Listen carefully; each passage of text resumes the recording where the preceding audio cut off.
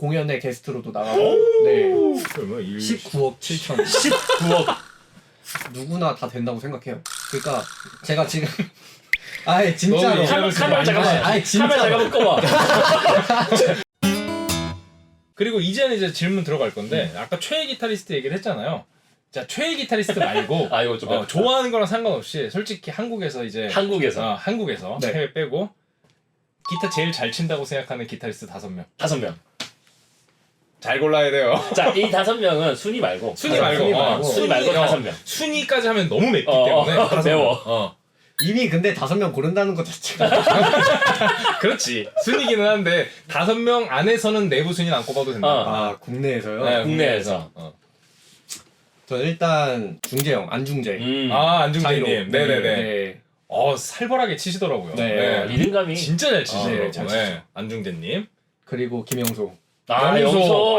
네. 얼마 영소 잘 전에 치지. 영소랑 성아랑 합주한 거를 나 그거를 봤는데 잉글리시맨인 뉴욕을 봤는데 아빠 미소 지어지더라고. 너무 잘하는 거야. 너무 잘하고 진짜 흐뭇해요 느낌이. 영소 너무 잘 치죠. 김영소. 그리고 김진산. 진산 씨. 이번에 네. 저희가 사토시 보고 네, 맞아요. 오프닝으로 게스트로. 네. 봤는데 야 크로우는 잘 점점 네. 완성도가 올라가요. 슈퍼밴드 때 나왔을 때보다 그리고 그땐 경연이었고 이번엔 공연이잖아요. 그러니까 본인이 여유를 갖고 치니까 너무 멋있는 거예요. 그러니까 성아 세대의 사람들은 우리가 성아를 보고 느꼈던 어떤 그런 그 뭐라 그래야 될까 허무함을 진산 씨를 보면서 느낄 수가 있겠군요. 제가 얼마 전에 그 같이 플레이 더 기타라는 행사에 이제 진산 씨랑 같이 뭐 이렇게 여러 기타리스트 모여가지고 공연을 했었는데 그때 처음 1대1로 대면을 했거든요. 근데 그때 처음 봐가지고 얘기하는데 제 레디꼬 영상을 보고 처음 핑거스타일 알아가지고 시작했다고 하더라고요. 그렇구나. 네, 그래서 그때 되게 흐뭇했겠어요? 반가웠고 네, 그런 거 들으면 되게 흐뭇하고 그런 게 있어요. 역시 다 내 후배야. 모두가 나의 후배 이런 느낌. 이런 얘기 우리가 할게. 김진산도 나의 후배. 아우배지. 좋아요. 자 그러면 세명 지금 3명 됐고. 나왔습니다. 네. 그 다음에 김하진. 김하진. 네, 콜트 기타 대회에서 우승했었고 직접 연주하는 것도 들어봤고 그 이후로 같이 자작곡도 들어보고 뭐 영상도 막 찾아보고 했는데 너무 잘하더라고요. 네. 그렇군요. 저는 하진. 해외 나가서 재즈를 배워온 줄 알았어요. 근데 혼자 음악을 엄청 많이 듣고 다 연구해가지고 혼자 그런 것들을 하더라고요. 근데 센스가 완전 남달라서 자기 어릴 때 부른 줄 알았겠다. 제가 저 어릴 때보다 훨씬 잘 쳐요. 알겠습니다. 네, 그래서 저는 꼭 들어보셨으면 좋겠어요. 좋습니다. 진짜 네, 하진, 네. 하진님. 그리고 또 한 명. 마지막. 그 다음에 천상혁. 네. 이제 뒤에 두 분은 우리가 이제 모르는 기타리스트들이네요. 네네네. 콜트 기타 대회 가장 최근에 우승한 게 상혁 형이에요. 그렇군요. 네, 그래서 일단 이름이 멋있어. 이름이 잘할 것 같은 이름. 네, 천상혁. 토미 공연에 게스트로도 나가고, 네, 우리나라에서 공연할 때. 굉장하네요. 네. 중견 기타리스트들이 많이 나올 줄 알았는데 생각보다 연건들 위주로 제가 보기에는 머리 쓴 거야. 좀 빠져나간 거지. 내 위로는 내가 하면은 이게 문제가 된다. 위험하다. 아예 그러니까, 그래서 자기 밑으로 이렇게 정리를 했구나. 잘 치는 어린 친구들이 지금 엄청 많이 나오는 것 같아요. 네. 맞아요. 테크닉적으로는 지금 진짜 풍년 그 자체인 것 같아요. 다 잘 치니까. 특히 제 생각엔 우리나라에서 좀 많이 나오는 것 같아요. 한국에서. 그렇군요. 네, 그래서 제 팬분들도 항상 질문하시면 왜 한국에는 잘 치는 기타리스트들이 많냐라고 질문하실 만큼 집착과 경쟁의 소용돌이 속에서 사람들이. 자, 오늘 탑5 이렇게 들어봤는데요. 다음 주에 이제 추노쌤 만나면 일러야지. 선생님, 우리나라 탑5 안에 못 든 거 아세요? 대한민국 기타라고 야, 하셨는데. 대한민국 있다. 근데 네. 뭐 성화가 안 꼽던데요? 큰일 났다. 신난다. 이런 거 좋아. 역시 아재들. 선생님한테도 탑5 한번 꼽아달라 해야지. 자, 그러면 본인의 자작곡 중에 내가 꼽는 탑3. 이건 제일 잘 쳤다. 이건 곡 쩐다. 요런 거. 이건 너무 좋다.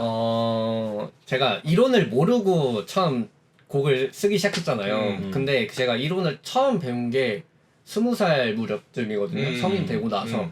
그 전에도 앨범을 4장 정도 냈는데 그때 낸 자작곡들이 다 이론적인 것들을 알고 나다 보니까 승이 안 차요. 승이 안 찬다. 네. 그때 그 곡들을 좋아해 주시는 팬분들이 엄청나게 많은데 이제 저는 이제 그때 만든 곡들을 별로 좋아하진 않거든요. 좀 쑥스럽구나. 지금 네, 다시 하려면 좀 약간 부끄럽고 아, 약간 부끄럽고, 그런 것들이 있어가지고 그래서 보통은 제가 가장 최근에 만든 곡들을 좋아하게 돼요. 그래서 항상 새로운 곡을 만들고 앨범을 내면서 갱신할 때마다 그 제일 좋아하는 곡들이 바뀌는구나. 최신곡으로. 네, 갱신이 돼요. 그래서 그렇군요. 그러면 최근에 갱신된 탑3는 일단은 드리밍. 드리밍 들어갈 거고 드리밍 너무 좋고 곡이 너무 좋고. 네. 그 같은 앨범의 디오션. 디오션. 네, 오션도 좋더라고요. 사람들 네. 엄청 많이 좋아하시더라고 디오션을. 유미의 왈츠. 좋습니다. 유미 유미 왔어. 유미가 왔으니까 유미 일로 와. 유미 일로 와. 유미. 우리 어쩌면 고양이들이 종종 출연하거든요. 네, 오늘은 유미가 아유 얘도 귀여워. 개냥이네. 네, 엄청 개냥이에요. 유미야 최애곡으로 꼽혔어 너. 자 유미도 같이 인터뷰 한번 해볼게요. 자 유미 제일 좋아하는 성화곡 탑3. 유미의 왈츠. 유미의 왈츠 네. 하나 꼽아줬고 하나만 더. 프렌드잖아. 유미는 좀 안해. 느낌 안해. 좋아요. 자 그럼 성화곡 꼽은 탑3 드리밍, 디오션 그리고 마지막으로는 유미의 왈츠까지. 유미의 왈츠. 오늘 유미가 이렇게 또 특별 출연해주고 너무 좋네요. 자 그러면 사실 어떻게 보면 정성화의 그 처음에 유튜브에서 스타가 되게끔 해준 건 커버곡들이 굉장히 큰 역할을 했잖아요. 본인이 생각하는 와 이건 진짜 잘했다 커버곡 탑3. 일단은 하나는 최근에 커버한 것 중 하나인데 호텔 캘리포니아를 제가 봤어요. 호텔 커버한 게 캘리포니아 있어요. 봤어요. 네. 왜 호텔 캘리포니아 후반부에 일렉 솔로가 나오잖아요. 솔로. 그거를 어쿠스틱 한 대로 다 표현을 하고 싶어가지고 그것도 하이프렛에서 다 하고 싶어서 네 그렇게 다 이제 편곡을 해서 올렸는데 지금은 저작권 때문에 영상은 내려왔지만 그렇군요. 네 팬분들께서 엄청 좋아해 주시고 저도 되게 마음에 드는 편곡이었어가지고 제가 또 좋아하는 편곡들이 믹스테이프 아까 말씀드린 커버 앨범에 많이 있어요. 돈노아이 노라존스. 네, 돈노아이랑 재즈 스탠다드 곡 중에서 롤러바이 오브 버드랜드라는 곡이 있어요. 네, 맞아요. 네, 그거를 또 제가 편곡한 곡 중에서는 네, 제일 마음에 들어요. 그렇군요. 사실 정성화의 커버하면은 뭐 이 캐리비안의 해적을 빼놓고 얘기할 수가 없죠. 맞아. 네. 캐리비안의 해적 지금 14년 전에 올라왔는데 조회수 6,489만 원. 좀 있으면 1억 명이 보게 생겼어요 이거. 지금 캐논락 야 6,225만 원이네. 와 타이타닉 6,062만. 우야 누적 조회수가 도대체 몇 회일까? 정성화 채널의 누적 조회수 이게 얼마야? 얼마야? 19억 7천. 19억. 야 영광입니다. 영광입니다. 성화 4명이면은 지구인이 한 명씩 사성하는 지구. 사가지고 조회수가 19억이요? 와. 야 진짜 살벌하네요. 지금까지 커버곡 정말 많이 하셨잖아요. 빨리 하는 인스턴트 커버랑 각 잡고 하는 앨범 커버랑 퀄리티가 다르다. 뭐 이런 얘기들을 또 이제 팬들이 한단 말이야. 당연히 이제 본인도 빨리 올리는 게 좀 급선무니까 그렇게 하겠지만 어쨌든 그걸 다 떠나가지고 진짜 너무너무 빨리 커버가 올라온단 말이야. 맞아. 어떻게 하나요? 노하우가 있나요? 그렇게 빨리 핑거 스타일로 변화하는? 근데 되는 그거는 건가? 진짜 반복적인 연습과 학습을 통해서 저는 누구나 다 된다고 생각해요. 그러니까 제가 지금 아예 진짜로 카메라 잠깐만. 아니 진짜 잠깐만 꺼봐. 아니 실제로 저 말고도 그렇게 하시는 분들이 꽤 많이 있고 그리고 제가 보시면 아시겠지만 어렸을 때는 2, 3일에 한 곡씩 치고 그니까. 근데 지금 동영상이 채널에 1000개가 넘게 있으니까 야. 그 정도 편곡을 하면은 저는 당연히 네, 된다. 될 수밖에 없다고 생각해요. 노력의 그냥 산물이다. 노래를 네, 들으면 노력이다. 자동 출력이 되는 수준으로. 네네 라이브 할 때 컨텐츠로도 이제 팬분들께서 이 곡 쳐달라 저 곡 쳐달라고 말씀을 하시면은 그럼 제가 모르는 듣고 바로? 부분들도 있어요. 네 그러면은 그 자리에서 듣고 바로 편곡해서 연주해 드리는 그런 컨텐츠도 했었거든요. 많이 하다 보면 빨라지는 거구나. 이게 내 생각에는 기타를 피아노처럼 다루는 그치. 수준인 거지. 그치. 어. 피아노는 바로 이제 들으면 이렇게 할 수 바로 있는데 칠수 있으니까. 기타는 사실 구조적으로 그치. 연습해야 되는 부분이 많으니까 그게 힘든데 피아노처럼 그냥 그게 그렇게 된다라는 거지. 몸으로 1000개 이상 이제 카피를 하고 네, 그렇게 그러니까. 하면은 다 된다는. 된다. 또 연다 오네. 아까 본인이 말하면서도 중간에 웃었어요. 아니 웃으시니까 자기도 아니다 싶은 거야. 웃으시니까 웃은 거죠. 네. 알겠습니다. 자 그럼 이 논란에 대해서는 이 약간 인스턴트 편곡과 앨범 편곡 각 잡고 하는 거에 퀄리티 차이가 있다는 이 논란에 대해서는 한번 해명해 주시죠. 근데 어쩔 수 없는 것 같아요. 어쩔 수 없죠. 당연히 네. 어쩔 수 없는데. 저는 앨범은 작품이라고 생각하거든요. 그래서 이 앨범을 발매를 하면은 이게 제 얼굴이 되는 거다 보니까 냈을 때 부끄럽지 않을 정도로 공을 들이게 되고 네 그래서 당연합니다. 한국 원래 편곡하는데 유튜브 같은 경우에는 1시간 내외로 보통 편곡을 우와. 한다고 치면은 앨범 같은 경우에는 진짜 며칠씩 며칠씩. 혹은 고민이 많을 때는 진짜 몇 달 걸릴 때도 있고 그렇군요. 네 그런 식으로 좀 진짜 앨범은 많이 생각하고 많이 공을 들이는 편이기 때문에 근데 사실 유튜브에 올릴 영상들을 그렇게 다 편곡을 하려면은 그쵸. 맞아. 네. 말도 안 돼. 맞아. 못 올리지. 제가 채널 성장을 시킬 수도 없을 뿐더러 맞아, 이제 맞아. 맞는 커버곡 말이야. 기다리시는 팬분들도 많으시기 때문에 여러분 아시겠죠? 이거는 성화가 많이 올리기 위해서 어쩔 수 없는 선택인 겁니다. 네.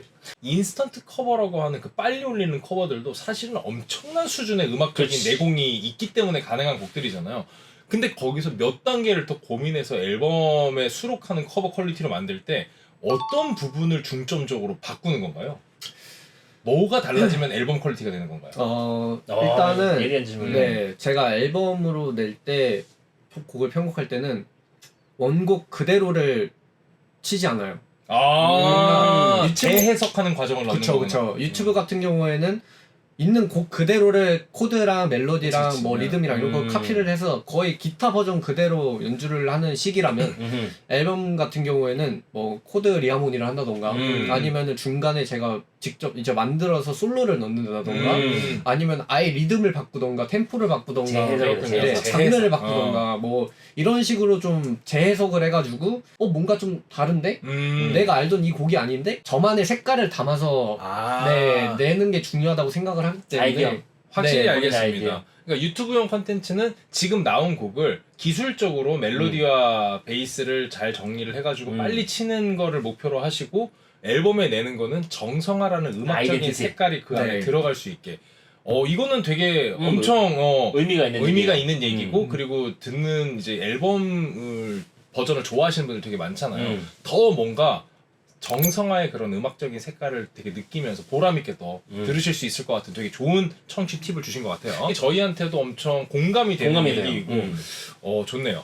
그러면 이제 변칙 튜닝에 대해서 좀 얘기를 해보고 싶은데 요즘 이제 진짜 솔직히 통화하고 괴랄한 변칙 튜닝들이 너무 많잖아요. 그냥 정말 그 곡을 어떻게든 그냥 더 어렵게 만들거나 혹은 그 곡만을 위해 만들거나 약간 말도 안 되는 계속 바꿔가면서 그러니까 그런 것들이 물론 당연히 그런 음악적 시도들이 당연히 너무 괜찮은 결과로 이어지는 경우도 많고 그게 음악적인 발전을 추구하는 과정에서 당연히 괜찮은 것들이긴 하지만 어떻게 보면은 핑거스타일이라는 장르가 대중들과 더 멀어지게 되는 계기를 만든 것도 그거라고 생각을 하거든요. 내가 좋아하는 곡을 쉽게 칠 수가 있어야 되는데 사실 드랍디만 하더라도 내리고 치면 되는데 그 변칙 튜닝이 너무 심한 곡들은 그거를 튜닝하는 것도 어려울 뿐더러 그걸 해놓고 연습하고 나면 그 튜닝으로 된 다른 곡이 없기 때문에 그거 하나만 운지를 연습한다고 해서 이게 음악적으로 나한테 남는 게 아니게 되잖아요. 그 곡은 남겠지. 그러다 보니까 사람들이 약간 그런 데서 조금 한 곡 하고 나서 지쳐갖고 떨어져 나고 이런 경우들이 되게 많더라고요. 그래서 저는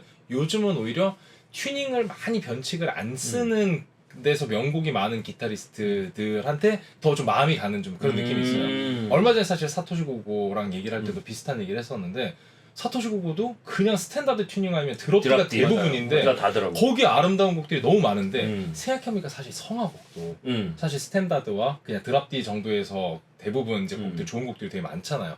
이 변칙 튜닝에 대해서 본인이 어떻게 생각하고 있는 부분이 있는지 내가 좀 더 안 쓰려고 해서 의도적으로 이렇게 하는 건지 이런 부분에 대해서 뭐 핑거스타일을 하는 사람들한테 뭐 본인의 생각을 좀 얘기해 주면 좋을 것 같아요. 저는 근데 말씀하신 시점에서 관점에서 생각해 본 적이 없었던 것 같아요. 변칙 튜닝을 많이 쓰니까 사람들의 어떤 접근성이 떨어진다던가 하는 생각을 별로 안 했어가지고 사실 지금 듣는데 되게 좀 뭐랄까 새로웠고 근데 저 같은 경우에는 정말 필요에 의해서 변칙 튜닝을 쓰는 경우가 많아요.